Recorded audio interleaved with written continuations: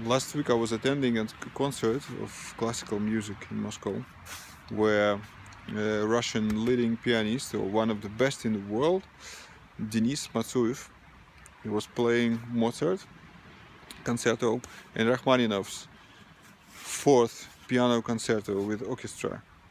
The musical masterpieces that require an impeccable level of mastering the instrument. And what struck me there was that Denis Matsuev didn't really fit the orchestra, or the orchestra didn't fit Matsuev. So Matsuev has this habit of kind of accelerating the music sometimes and changing the tempo, changing the rhythm. And most of the cases, orchestra didn't really follow him up.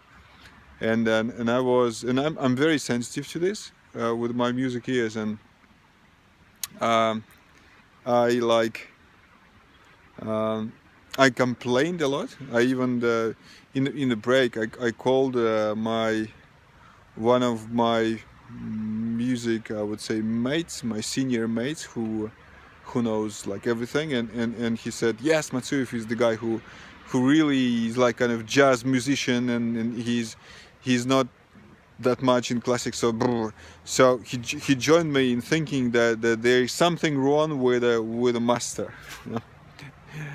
And I really went to sleep feeling kind of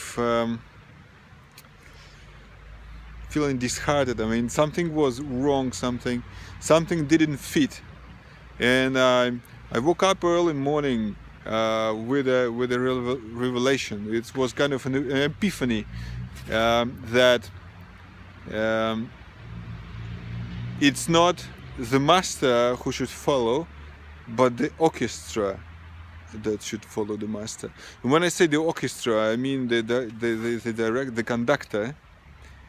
And in our case, the conductor, he was kind of perfect. Yeah, he was following the tempo very well. I know I'm referring mostly to Rachmaninoff's piece because I know it very well. I know Mozart a little less, but he was like perfectly following the notes. Yeah, so the essence of my revelation is that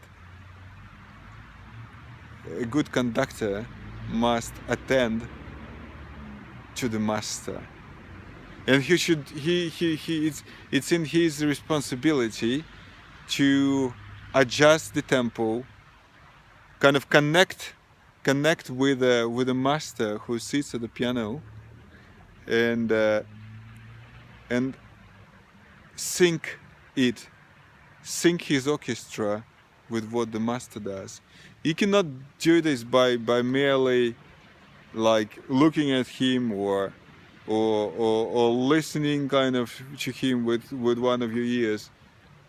It is done by really kind of connecting on a different level. And then I remembered that my beloved teacher Otto Schammer, he shared in one of his video courses, he shared the video of Zubin Mehta conducting the opera and following Placido Domingo. It's exactly the point where at the end of the opera, like it's kind of 1 minute left, where Domingo kind of attends fully. I'm sorry, the Zubin Mehta attends fully to Placido Domingo. He kind of even raises his stick, and he's like, he gets totally like relaxed, and he's totally turned. He turns towards Domingo, and then the orchestra kind of quiets, and then he is waiting for the moment to start it all up. Yeah, and that's what was missing in this concerto, and then part of my epiphany was that it connects perfectly with the business of today. It's not the director of a business who is the master. It's not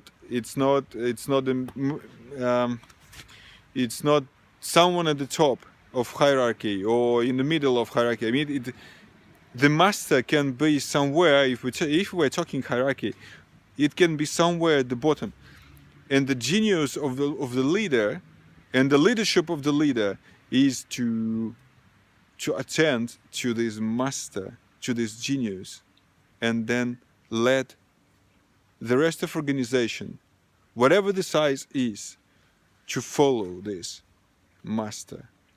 I think